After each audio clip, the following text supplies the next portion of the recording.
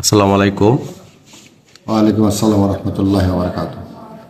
আজকে আমি আপনার কাছে জানতে চাই যে কিশোরগঞ্জ জেলায় এক আসনের নমিনেশন নিয়ে আমাদের মাজুল ইসলাম ভাই নমিনেশন পেয়েছেন।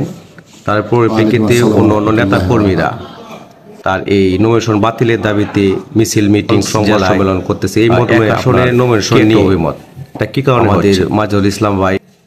বিশেষ হচ্ছে যে নমিনেশন 36টা বা 37টা দেওয়া হয়েছে রিসেন্টলি। আমি বলবো যে ম্যাডাম গুরুতর অসুস্থ এবং চরম পর্যায়ে সারা দেশ স্তব্ধ, মানুষ একটা হাহাকারের মধ্যে আছে। ম্যাডামকে নিয়ে সবাই চিন্তিত এবং ম্যাডামের জন্য সবাই মিলাদ পড়তেছেন, দোয়া করতেছেন, দোয়ার মাহফিল হইতেছে। এর মধ্যে চুট করিয়া 36 জন নমিনেশন দেওয়ার পিছনে একটা অন্য কোনো কারণ থাকতে পারে।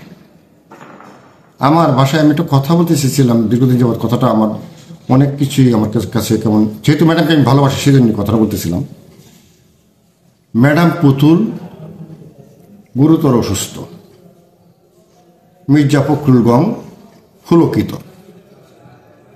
না। এই বেদনা বিধুর একটা সময়ে হঠাৎ করে 36 নমিনেশন দেওয়ার পিছনে অন্য কোনো কারণ বিদ্যমান। কিশোরগঞ্জের যে বর্তমান পরিস্থিতিটা, সেটা আমি বলবো যে একটা মারমুখী অবস্থান চলছে। বিএনপি প্রায়, আমার কিশোরগঞ্জের বিএনপি প্রায় দুই ভাগে তো বিভক্ত অলরেডি হয়ে গেছে, ধ্বংসের দ্বার প্রান্তে প্রায় চলে গেছে। নমিনেশনের ব্যাপারটা যদি সবাই সম্মিলিতভাবে আলাপ আলোচনার মাধ্যমে করতো, তাহলে হয়তো আজকের এই অবস্থানটা সৃষ্টি হতো না। এবং সেন্ট্রালের এই জিনিসগুলো বিবেচনা রাখা উচিত ছিল। এটা বিবেচনা তো নিলে তো 36 নমিনেশন দেওয়ার কথা না। কারণ আমি বিভিন্ন জায়গায় যে আমি ফেসবুকে দেখি এই নমিনেশনগুলো নিয়ে যে আলোচনা হচ্ছে, কেন হঠাৎ করে এই ধরনের একটা সিদ্ধান্ত নিতে হইলো, এখনই ইয়ে দিতে হবে, নমিনেশন দিয়ে দিতে হবে। তো 236টা যখন দিচ্ছিল তখনই সবাইকে দিয়ে দিত, তখনই একটা সমাধান হয়ে দিত পর্যায়ক্রমে। আজকে প্রায় ম্যাক্সিমাম জায়গাতেই এই ঘটনাগুলো একের পর এক ঘটতেছে নমিনেশন নিয়ে। ত্যাগী নেতাদেরকে মূল্যায়ন করা হচ্ছে না, বিভ্রান্ত করা হচ্ছে, বিভ্রান্তি সৃষ্টি করা হচ্ছে, এটা বিভিন্ন জায়গায় চলছে। এই অবস্থান থেকে উত্তরণ করতে হলে আমার মনে হয় যে কিশোরগঞ্জ জেলা বিএনপির সাথে আলোচনা করেই করাটা উচিত ছিল। এখন আমি কি বলবো, এটা যে আমার নিজের বিবেক তাড়না দেয় যে আমি একজন বিএনপির ক্ষুদ্র কর্মী হিসেবে আমি কষ্ট পেয়েছি যে এই 37টা নমিনেশন পরবর্তী সময় দেওয়াতে উনি এইভাবে এটা দিতে পারে না, দেওয়ার উচিত হয় না।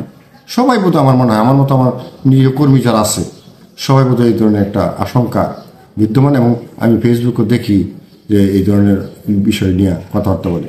এখন এটা কি আসলে ওই বিষয়টা ভারপ্রাপ্ত চেয়ারম্যান নলেজে আছে কি না, তো আমার কেন যেন সন্দেহ।